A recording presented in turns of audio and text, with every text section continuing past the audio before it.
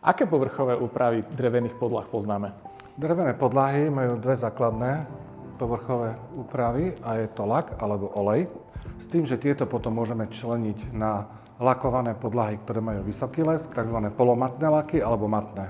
V súčasnej dobe sa využívajú, čo sa týka laku, hlavne matné laky, lebo to simuluje alebo vyzerá tá podlaha skoro ako olejovaná, čo je prirodzenejšia farba podlahy alebo prirodzenejší vzhľad, ako vidíme napríklad tu. Toto je olejovaná podlaha.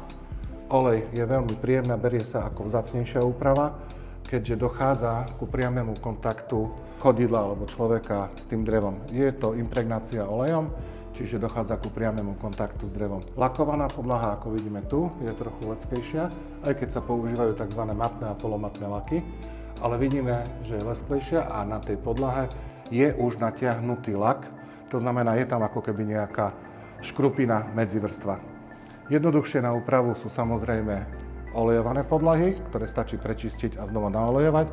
U lakovanej podlahy už potrebujeme celú podlahu zbrúsiť a znovu nalakovať. Sú otázky od zákazníkov, či je možné opraviť aj lokálne nejaké poškodenia. Samozrejme je, ale treba myslieť na to, že nikdy sa nedostaneme na presne tú istú lakovanú štruktúru, ako je pôvodná, čiže lepšie je ich lakovať pri renovácii znova, ale to je otázka rokov. Olej sa berie ako hodnotnejší.